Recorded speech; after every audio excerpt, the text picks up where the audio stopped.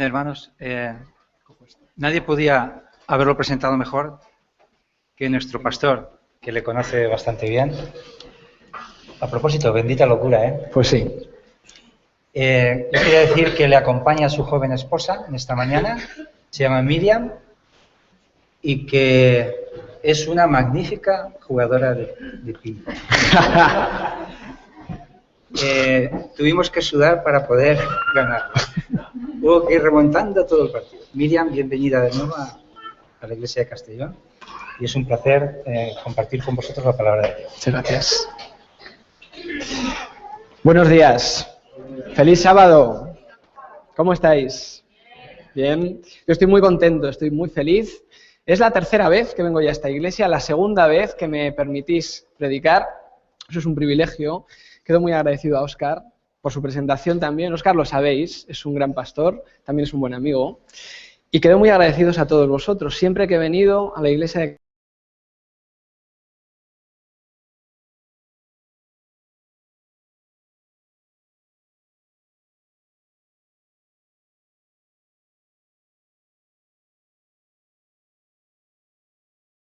bien poco, que ha sido una de esas experiencias que marcan, que dejan una pequeña huella positiva en tu corazón, fue hace 2 semanas. Una de las experiencias más bonitas de mi vida hasta el momento, y es que por fin tuve mis 2 primeros bautismos en la iglesia del CAS. Gracias, fue de verdad una experiencia en la que estuve muy bien acompañado. Me acompañó Óscar, que también bautizó, me acompañó el pastor Jonathan Bosquet, que también bautizó, de verdad maravilloso. Pero el caso es que al principio yo estaba muy nervioso, ¿eh? Entendedme, yo soy novato aún, no sabía si había elegido las palabras adecuadas para los chicos que iban a bajar allí a las aguas del bautismo, yo no sabía si iba a hacer bien los gestos, soy muy patoso además, digo, a ver si me van a arrastrar abajo al agua con ellos, a ver si no voy a saber bautizarles bien, pero es curioso que todo salió muy bien. Muy bien. Y es que yo cometí un error de estos que solemos llamar de bulto, ¿no? Y fue pensar que eso que estaba sucediendo en el baptisterio tenía que ver conmigo, de algún modo. Yo creía que es que tenía que ver conmigo, pero no era así en absoluto. Los bautismos salieron muy bien porque el Señor ya había hecho un gran trabajo en los corazones de esos chicos, de esas chicas durante mucho tiempo atrás, y por eso fueron unos bautismos perfectos. Al día siguiente, muy poco después, despido a mis padres que habían venido a verme bautizar. No, el niño bautiza por primera vez. Venimos desde Toledo, ¿verdad?, para verle. Se van ya. Y mi padre me dijo algo que ya me había dicho en alguna ocasión, pero que me impactó mucho por el momento, por las circunstancias en las que me lo dijo. ¿Sabéis? Mi padre no es adventista. No es adventista a pesar de mis esfuerzos o quizá por culpa de ellos, no lo sé. Él no lo es, aunque sí es verdad que nunca se ha opuesto a que yo fuera pastor.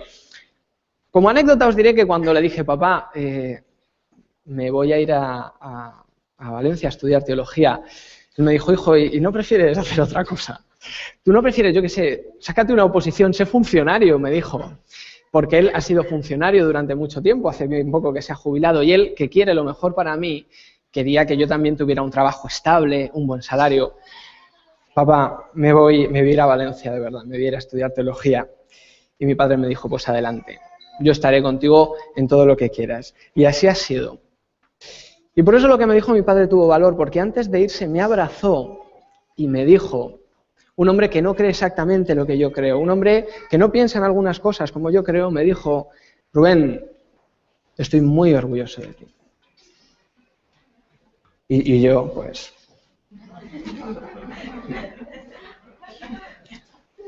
Qué bien, ¿no? Qué bien, ¿verdad? Que se acerque tu padre y te diga, hijo, estoy orgulloso de ti. Pero el caso es que, aunque yo ya comenzara a sentirme algo pastor en ese momento, aunque pueda comenzar a sentirme útil en la responsabilidad que yo espero que el Señor quiera que realice el resto de mi vida, lo cierto es que yo comparé mi experiencia como cristiano, como un cristiano que desde joven ha querido ser pastor y que por fin lo está consiguiendo. Lo comparé con esos bautismos perfectos que habían salido también el día anterior y pensé que si mi padre hubiera sabido realmente cómo yo he llegado hasta aquí, hasta el lugar en el que me encuentro, si supiera por lo que he pasado y sobre todo cómo lo he afrontado, quizás no se hubiera sentido tan orgulloso.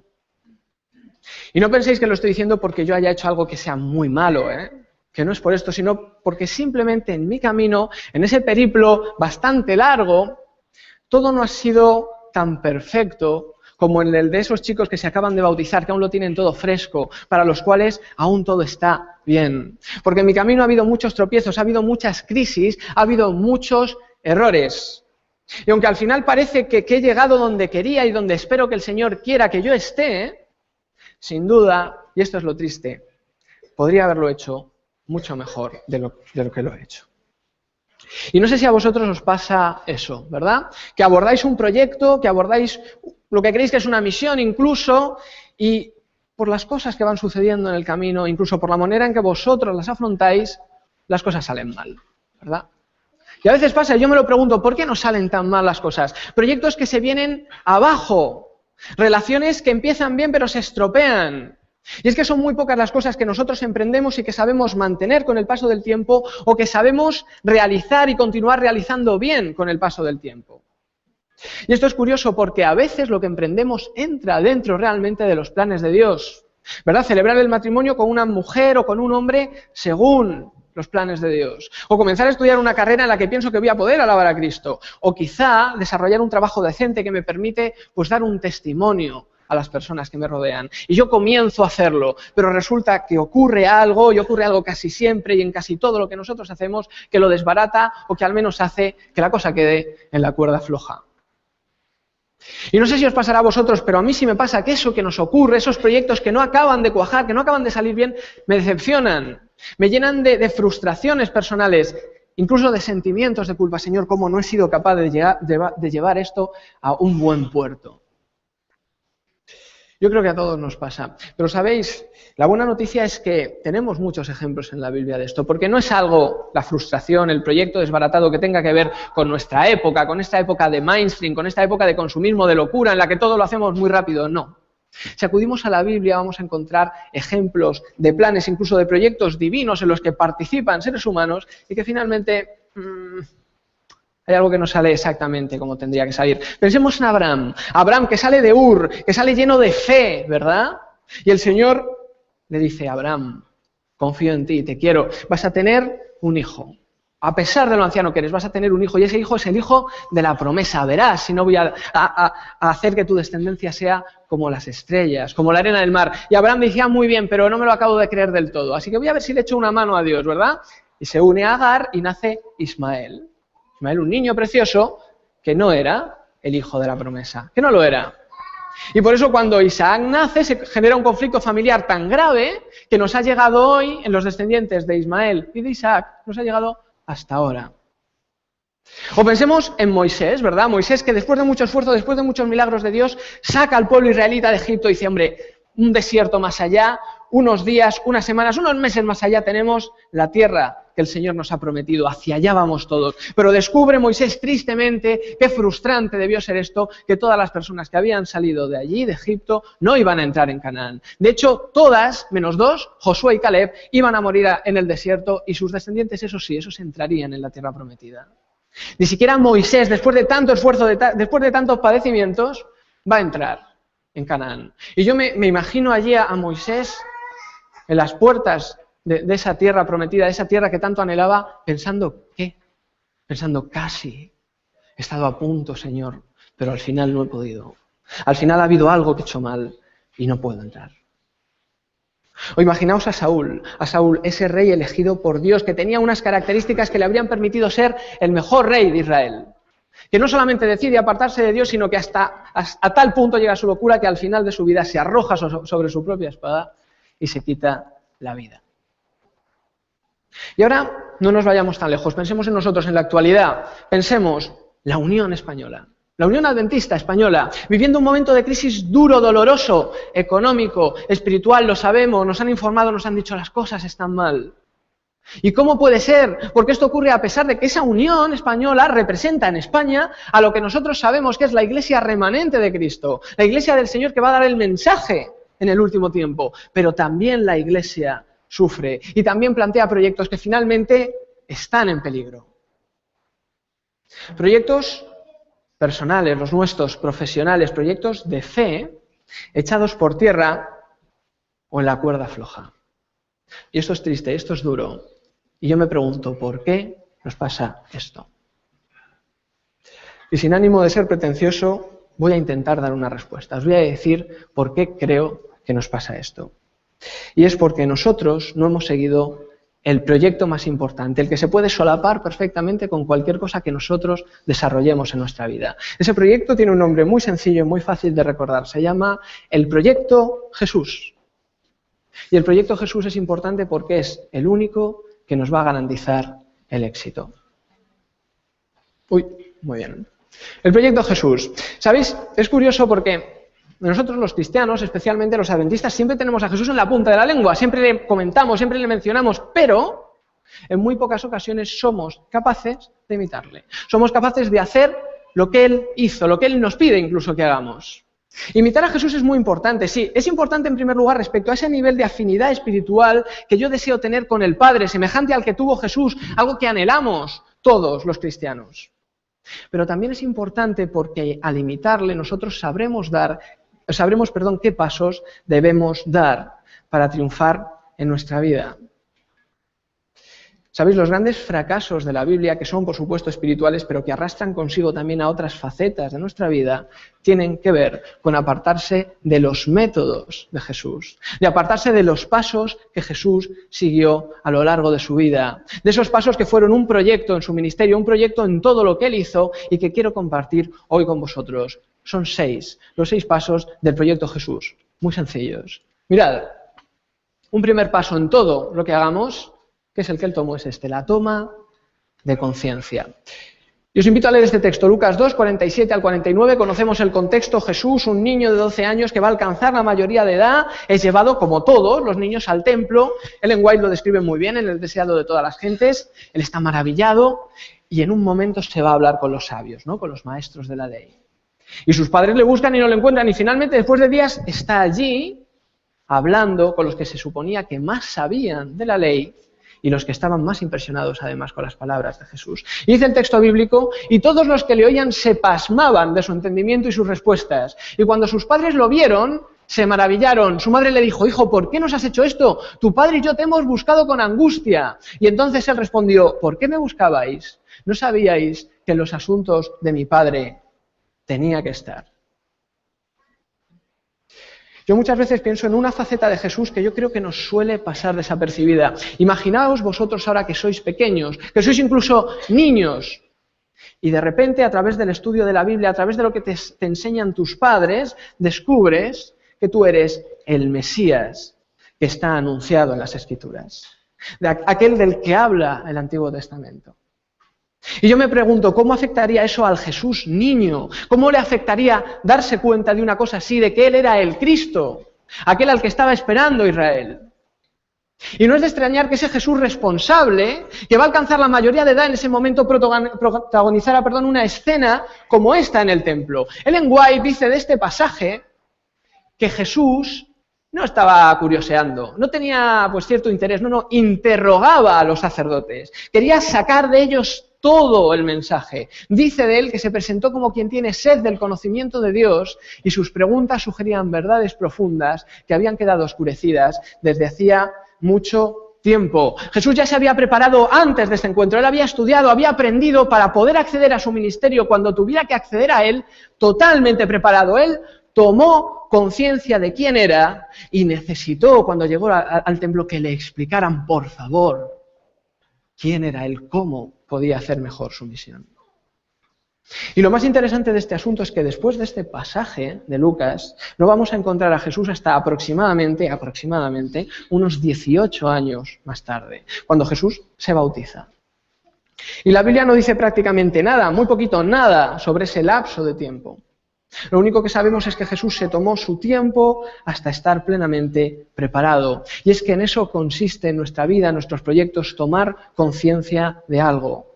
Consiste en asumir cuál es nuestro papel, en saber qué es lo que Dios espera de nosotros y a partir de aquí dedicar el tiempo que sea preciso a formarnos, a prepararnos para afrontarlo cuando llegue el momento con éxito. Y entonces será cuando demos ese segundo paso, ¿verdad? Entonces será cuando nos bautizamos, cuando damos el paso adelante.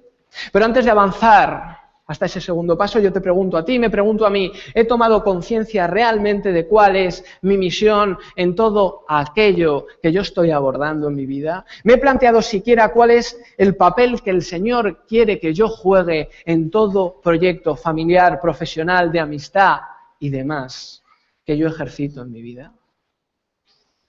Pues si es así, si yo he tomado conciencia, entonces puedo dar el segundo paso. Y el segundo paso se llama compromiso.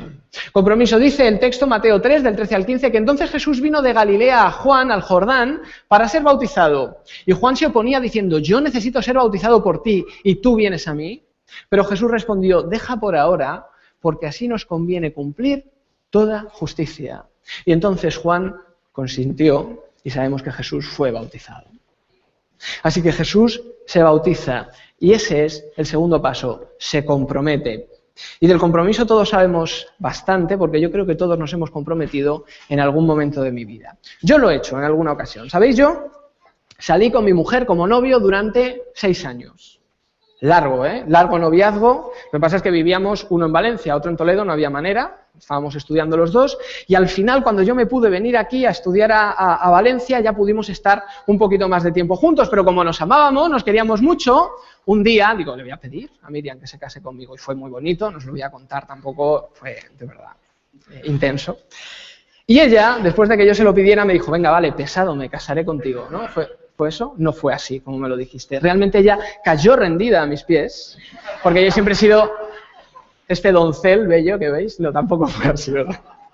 Decía Aristóteles, la virtud se encuentra en el término medio, así que entre una y otra historia decidís, está más o menos la verdad de lo que ocurrió.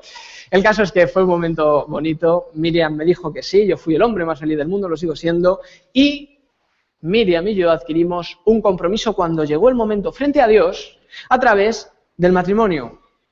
Era un paso que necesitábamos dar y además que necesitábamos dar frente a testigos. Muchos de vosotros probablemente también lo habréis hecho ya, sabéis lo que es casarse, sabéis lo que es dar ese paso, sabéis lo que es comprometerse hasta ese punto con una pareja. Y Jesús hizo lo mismo. No lo hizo a nivel sentimental, lo hizo a nivel de misión. Cuando llegó el momento, Él se comprometió y por eso dice eso de es necesario que sea hecha toda justicia. Porque es verdad, Cristo, decimos siempre, se bautizó para darnos ejemplo. Si Jesús, que no necesitaba ser bautizado, se bautizó, ¿cómo no me voy a bautizar yo, verdad? Pero es que Jesús lo hizo por algo más. Y es que a través del bautismo Jesús va a mostrar al mundo, a todos nosotros, cuál es su misión y además iba a mostrar a aquellos a los que iba a salvar, que también somos nosotros, su adhesión a las necesidades que tenemos. Con eso se comprometió Cristo, por eso lo hizo públicamente, por eso toma esa decisión. Y tú y yo nos hemos comprometido realmente con nuestros proyectos en la vida o los acometemos sencillamente porque están allí, porque no queda más remedio y es lo que toca hacer, ¿verdad? ¿Qué tipo de hijo soy yo? ¿Qué tipo de padre soy yo? ¿Qué empleado soy? ¿Qué trabajador? ¿Qué jefe en el caso de que lo sea? ¿Qué amigo? ¿Qué pasa con mi vida, con todas esas facetas? ¿Me estoy comprometiendo al 100% en lo que estoy llevando a cabo o no? Y Jesús, después de bautizarse, hizo esto. Y este es el tercer paso, ¿sabéis? El tercer paso tiene que ver con dejar atrás obstáculos. También podemos decir que tiene que ver con superar barreras. Y dice el texto de Mateo 4:1 que entonces Jesús fue llevado por el Espíritu al desierto. ¿No le está gustando mucho el sermón? Jesús, dice el texto, fue llevado por el Espíritu al desierto para ser tentado por el diablo. Un texto corto, al punto, ¿verdad? Y da la sensación, por la forma en la que Mateo se está expresando, que en cierto modo era necesario que Jesús fuera tentado. Y dejadme deciros que si el Señor permite que nosotros también seamos tentados, es porque también es necesario para nosotros. No es necesario que nosotros pequemos, por supuesto, en absoluto, pero a veces es necesario que superemos ciertas tentaciones. Y es que, sabéis, muchos proyectos pasan por nuestra vida y fracasan porque nosotros no hemos dejado de ser las mismas personas, no hemos dejado de ser nosotros mismos y teníamos que haber sido una persona diferente. Porque yo no puedo afrontar mi matrimonio si yo arrastro un pasado de violencia, de infidelidad que no he superado. Porque yo ni siquiera podría dar un estudio bíblico si yo no estoy enamorado de Jesús, si yo no conozco bien las Escrituras, lo que voy a enseñar. Pero, sin embargo, intentamos hacerlo. ¿Sabéis? esto de la superación de los obstáculos, de la importancia que tiene para que cuando afrontemos un proyecto tenga éxito, tiene mucho que ver con algunos casos que se dan en nuestro mundo, en el mundo cristiano, y que en la actualidad no son muy comunes, pero que a veces ocurren. Estoy hablando de, no quiero ser truculento, pero es verdad, estoy hablando de las posesiones demoníacas. Hoy en día no hay muchas posesiones, pero a veces ocurre, a veces sucede. Y cuando estábamos estudiando teología, nos decían los profesores, y luego me lo corroboraron otros pastores que no me habían enseñado nada en la carrera, nos decían, mirad, si algún día os tenéis que enfrentar a una situación así de desagradable, y yo no querría en ningún momento de mi vida tener que enfrentarme a algo así, si os tenéis que enfrentar a una persona que está endemoniada, antes, liberaros bien de todos vuestros pecados, ponerlos en oración, todos, los ocultos, los más oscuros, que son casi todos, ¿para qué nos vamos a engañar? Porque nos dicen, si no lo haces, si tú te presentas delante del diablo tal como estás, el diablo lo primero que va a hacer es recordarte todo lo malo que has hecho. Y entonces, antes de comenzar la batalla, ya has perdido. Ya has perdido. Y la tentación es importante, la superación del obstáculo es importante. Es una manera de volver a entender nuestra misión, de retomar en nuestra mente aquello a lo que estamos llamados. Óscar López, que predicó una semana de oración fantástica hace bien poco en el CAS, habló de esto. Yo no lo voy a hablar mejor que tú, así que tomo tus palabras y no te plagio porque digo que has sido tú. Cuando esté en otra iglesia no diré nada, parecerá que es idea mía, ¿no? Él dice que la tentación tiene que ver, corrígeme si me equivoco, con reafirmar nuestra identidad como cristianos. Nos decía Óscar, toda tentación tiene que ver con la identidad. Y es que nosotros tenemos que entender bien cuál es nuestra misión, no convertirla en una misión diferente. Y esto en la iglesia se traduce en algo muy sencillo. Tú tienes tus dones, aquellos con los que el Señor te ha bendecido y ha querido que sean esos y no otros. Así que tu servicio en la iglesia será mejor si permites que esos dones se desarrollen. También van a afectar además positivamente al resto de tu vida, permítelo. Pero en vez de eso, en vez de permitirnos crecer espiritualmente, en vez de superarnos, nosotros lo que hacemos es abrumarnos, dejarnos abrumar por lo que yo llamo el síndrome del anciano de iglesia. Y solo hacemos aquello en lo que se nos ve, no lo digo por ti, que quede muy claro, solo hacemos aquello en lo que se nos ve o aquello en lo que queremos parecer buenos. Y no estoy diciendo que el cargo de anciano de iglesia no sea importante, que lo es. Estoy diciendo que no todos tenemos por qué hacerlo. Así que si no triunfamos con la ayuda de Cristo sobre nuestros pecados, sobre nuestros problemas, si no superamos nuestros obstáculos, no podemos después esperar triunfar tampoco en ninguna de las facetas de nuestra vida. Porque al igual que si te enfrentas a un endemoniado lleno de pecados, en algún momento el diablo aprovechará tus pecados, tus debilidades para decir, eres mío, te tengo cogido, vas a fracasar. Y fracasaremos. Pero si podemos conseguirlo, si podemos hacerlo, entonces podemos llegar al cuarto paso. Y este cuarto paso tiene que ver con escoger un buen equipo. Dice el texto de Mateo 9:9 que cuando Jesús salía de allí vio en la oficina de los tributos a un cobrador de impuestos llamado Mateo y le dijo, sígueme. Y él se levantó y lo siguió. Hay muy pocos proyectos en la vida que podamos afrontar en solitario. Muy pocos. Y aquellos que podemos afrontar suelen ser además los más aburridos y los menos útiles. Por ejemplo, yo necesito una buena esposa, un buen esposo, tendré que hacer una buena selección, tendré que escoger bien, ¿verdad? Tengo que escoger a lo mejor muy bien a los profesores de mis hijos, mis socios en el trabajo, mis amistades. Son las personas que nos van a acompañar en gran parte de nuestra vida, puede ser que incluso en la parte más importante. Y eso Jesús lo hizo perfectamente, lo hizo muy bien. Se rodeó de las personas de las que tenía que rodearse, pero utilizó criterios que para nada, que en absoluto nosotros habríamos utilizado. Porque para Jesús hay dos tipos de personas que conforman su equipo. El primero son los Mateos. Los Mateos. Porque Jesús tiene un principio básico cuando trata con las personas. Tiene un principio básico cuando elige a las personas. Y ese principio es fuera los prejuicios. Fuera los prejuicios. A Jesús le seguía, y me vais a permitir que lo diga así, lo más garrulo de la sociedad. Esos pescadores curtidos, sí, pero tan brutos. Señor, que caiga fuego y arrase esta ciudad porque no han querido que entres en la ciudad. Y Jesús se rodeaba con esa gente bestia de verdad. Gente que a veces no pensaba lo que decía. Pero esos eran sus discípulos. Esos eran sus hombres de confianza. Pero junto a esos también se juntaba con otros como Mateo, que eran los despreciados, los publicanos, los recaudadores de impuestos, aquellos a los que no quería nadie. Y Jesús los escogía. Y nosotros como Él, cuando escojamos las personas de las que nos rodeamos, cuando hacemos algo de nuestra vida, deberíamos escoger a las personas no por lo que otros creen que son, no por lo que otros esperan que nosotros hagamos o elijamos, sino por quiénes son realmente esas personas. Y si nos da vergüenza ir con ellas, pues a ver si se nos quita la vergüenza. Hay un refrán español que dice que quien tiene vergüenza ni come ni almuerza.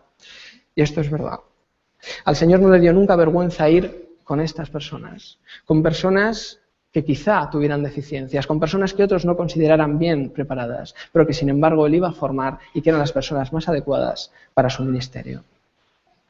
Y además de los Mateos, Jesús también se rodeó con otras personas, con las que llamamos los Judas, ¿verdad? Porque también había un Judas en ese equipo, en ese grupo de Jesús, porque a veces nosotros también vamos a tener incluso que aceptar a aquellos que consideramos balas perdidas, que consideramos que ya no tienen arreglo, que consideramos que nos van a engañar, que no van a funcionar bien. Porque nosotros, como cristianos, sabemos que con amor al menos podemos esperar que esas personas puedan empaparse de algo bueno en el entorno en el que hemos de movernos.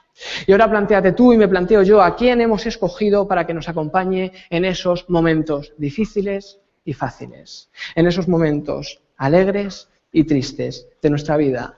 Y si nuestro equipo ha sido o no bien escogido. El quinto paso, ya quedan solo dos, es enseñar. Hechos 2:22, palabras de Pedro. Dice Pedro: varones israelitas, oíd estas palabras. Jesús Nazareno fue varón aprobado por Dios entre vosotros, con milagros, prodigios y señales que Dios realizó por medio de él entre vosotros, como sabéis. Y yo he querido compartir con vosotros este texto porque muestra cuál es el testimonio de Pedro, y además muy al estilo de Pedro, ¿no? En él, Pedro nos muestra cuál es la faceta de la enseñanza de Jesús que para él fue más trascendente. Y yo entiendo que Pedro hable de milagros, que hable de prodigios. Comprendo perfectamente a Pedro, porque a mí, una vez, cuando yo necesitaba ser impactado, fui impactado por una persona que marcó mucho toda mi vida, toda mi vivencia, incluso mi relación con el Señor. Y esa persona fue, fijaos, en mi familia, qué suerte tuve, fue mi abuelo. Y me vais a dejar que os hable un poquito de mi abuelo. Mirad, yo hablo mucho de él, en muchos cultos, a lo mejor en alguna ocasión habéis tenido la oportunidad de escucharlo, pero yo nunca me voy a cansar de decir que mi abuelo fue para mí, cuando yo era niño, cuando yo era joven, cuando yo era incluso adolescente, mi héroe. Mi héroe de juventud, de adolescencia, de infancia. En gran medida lo sigue siendo hoy en día, a pesar de que haga ya muchos años que él murió. Y si mi abuelo tuvo tanta importancia, tanto impacto en mi vida, lo fue por las cosas que yo aún recuerdo de él, por esas cosas que me han quedado grabadas. ¿Sabéis? Yo le recuerdo en muchos sentidos. Yo le recuerdo cantando en el coche cuando nos llevaba de un sitio a otro, viajando. Él cantaba siempre los himnos de nuestro himnario, cantaba bien, tenía una voz bonita, una voz dulce, entonaba perfectamente, no cantaba muy alto, no tenía una voz muy potente, pero cantaba bien. Y yo me acuerdo que cantaba sobre todo el himno 500, ¿verdad? Ese que dice, aunque en esta vida... El himno 500 desde entonces hasta ahora, para mí, el himno favorito de la Biblia. Del himnario, porque era el himno de mi abuelo. Me acuerdo perfectamente de esto. Me acuerdo que en la iglesia, cuando estaba en los cultos, él tomaba apuntes. Si estuviera aquí, estaría ahora tomando apuntes. Y cuando acababa el sermón, se dirigía a sus amigos, se dirigía al pastor y hablaba con él. Debatía acerca del significado del culto. Me acuerdo que cuando bajaba al perro a pasear por la noche nos decía, veniros conmigo, y nos llevaba a sus nietos, nos abrigábamos, hablaba con nosotros, conversaba, reía, era un hombre afable, era un hombre amable. Me acuerdo una vez, eso es uno de los recuerdos más bonitos que tengo de él, era bien pequeño, me cogía de la mano, yo le miraba, ¿no? Desde abajo hasta arriba, era más grandote, ¿no? Y me acuerdo que entró aquí en Valencia en una sauna balneario, mi abuela estaba enferma, le habían recomendado que fuera allí, y mi abuelo comienza a hablar con el dueño, con el gerente del balneario, en catalán. Yo no sabía que se podía hablar otros idiomas. Yo no sabía que mi abuelo podía hablar otros idiomas. Mi abuelo era mi héroe. Le recuerdo poco antes de morir ya, estaba muy enfermito, sentado frente a la televisión, es el último recuerdo que tengo de él antes del hospital, que ya no era nada. Y me acuerdo que estaba sentado delante de la televisión, se estaba riendo a carcajadas. Mira que tenía dolores, mira que lo estaba pasando mal, riéndose a carcajadas. Estaba viendo La Pantera Rosa. Le encantaba La Pantera Rosa, para eso también era elegante mi abuelo. Y a pesar de todo lo que yo recuerdo, que es esto y mucho más, hay una cosa que yo no recuerdo de mi abuelo. No lo recuerdo. No lo recuerdo sermoneándonos. No lo recuerdo echándonos la bronca, haciéndonos sentir culpables. Yo no lo recuerdo comiéndonos la moral. Yo no recuerdo eso de mi abuelo porque mi abuelo no lo hacía. No puedo recordar algo así. Toda su vida él nos predicó con su ejemplo. Hacía y decía lo que consideraba en conciencia que el Señor le estaba invitando a hacer y a decir. Y yo os digo una cosa, no soy ejemplo para nada. Todo lo bueno que yo tenga como cristiano, que por desgracia no es mucho, todo lo bueno que yo tengo nació cuando decidí imitar a una persona así.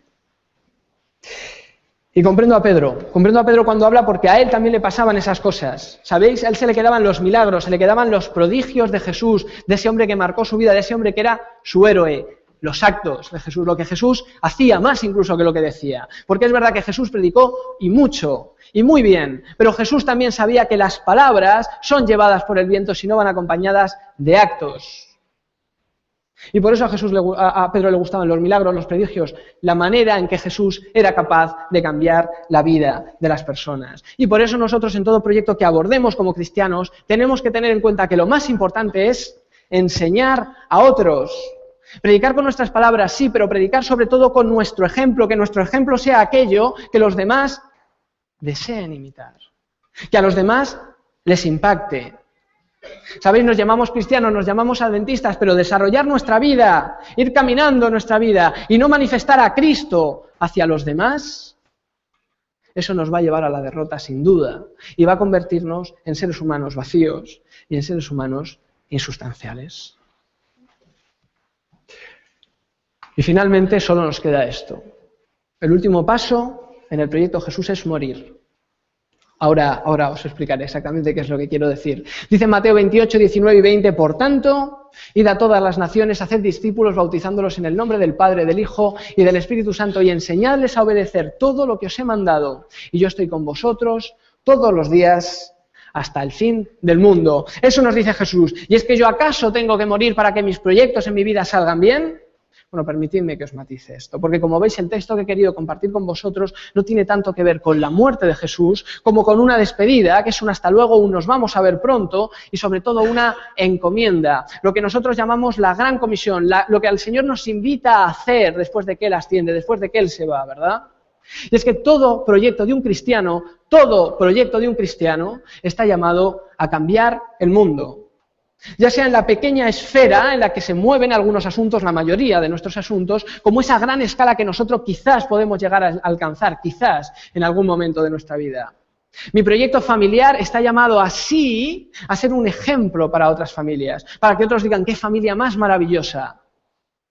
Del mismo modo, si soy el jefe de una empresa, tengo sobre todo que buscar no el beneficio económico, sino el beneficio y el beneficio espiritual de los que me rodean. Y si lo que soy es el empleado, igual, ¿estoy predicando la palabra de Dios en mi trabajo?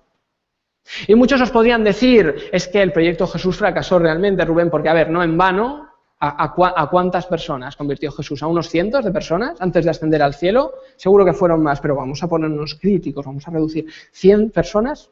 ¿Unos cientos se convirtieron? Yo diría, probablemente es así, pero sin embargo, cuando Jesús asciende al cielo, su mensaje transforma el mundo. Sin duda, transforma el mundo. Y esto es así porque Jesús dio todos los pasos anteriormente bien dados. Porque Jesús quiere que lo que Él ha hecho pueda cambiar el mundo, aún o especialmente cuando Él ya se ha ido. ¿Y nosotros? ¿Hace mi proyecto reflexionar a otros cuando se acuerdan de Él?